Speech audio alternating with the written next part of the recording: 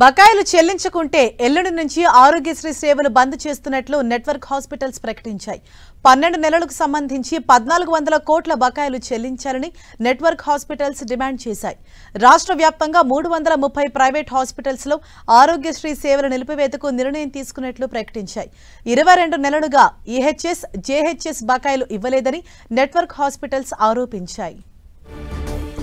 దీనిపై మరింత సమాచారాన్ని మా ప్రతినిధి అజయ్ మనకు అందిస్తారు. అజయ్, మనం చూసుకోవచ్చు ఎల్లుండి నుండి ఆరోగ్యశ్రీ సేవలు బంద్ చేసేందుకు తెలంగాణకు సంబంధించినటువంటి ఆరోగ్యశ్రీ నెట్వర్క్ హాస్పిటల్స్ పిలుపునిచ్చినటువంటి పరిస్థితి మనకు కనబడుతుంది. గత 20 రోజులుగా రాష్ట్ర ప్రభుత్వంతో వివిధ సందర్భాల్లో చర్చలు జరుపుతున్నారు. ఇప్పటికే 1వ తేదీ నుండి ముందుగా ఆరోగ్యశ్రీ నెట్వర్క్ హాస్పిటల్కి సంబంధించి సేవలను బంద్ చేయాలని నిర్ణయించుకున్నప్పుడు కూడా అప్పుడు ఆరోగ్యశ్రీ సీఈఓతో పాటు అదేవిధంగా రాష్ట్ర ఆరోగ్య శాఖ మంత్రితోటి చర్చలు జరిపిన తర్వాత వాయిదా వేస్తూ వచ్చినటువంటి సందర్భం కనబడుతుంది.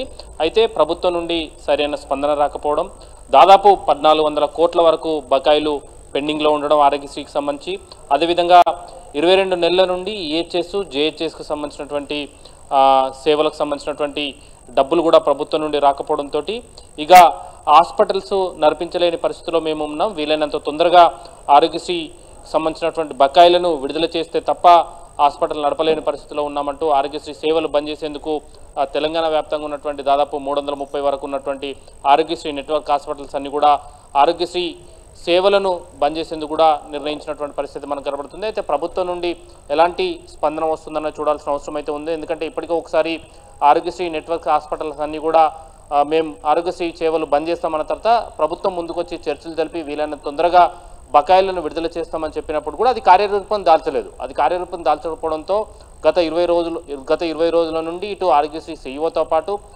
హెల్త్ సెక్రటరీ, వైద్య ఆరోగ్య శాఖకు సంబంధించినటువంటి అధికారులతోటి నెట్వర్క్స్కి సంబంధించినటువంటి అసోసియేషన్ సభ్యులు, నేతలంతా కూడా తిరుగుతున్నప్పుడు కూడా 20 రోజుల నుండి ఎలాంటి స్పందన రాకపోవడం, అదేవిధంగా ఏదైతే బకాయిలు ఉన్నాయో ఆ బకాయిల విడుదలకు ప్రభుత్వం నుండి చర్యలు చేపట్టకపోవడంతో ఇక గతిలేని పరిస్థితుల్లో ఆరోగ్యశ్రీ నెట్వర్క్ హాస్పిటల్స్లో సేవలన్నీ కూడా బంద్ చేసేందుకు, ఆరోగ్యశ్రీ సేవలు బంద్ చేసేందుకు నిర్ణయం తీసుకున్నట్టుగైతే ప్రకటన విడుదల చేయడం జరిగింది.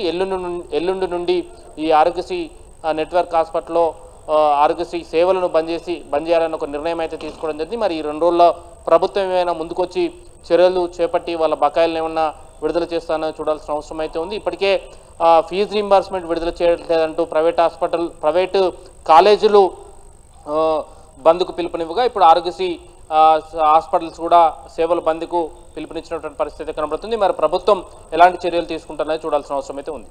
Right, thank you Ajay.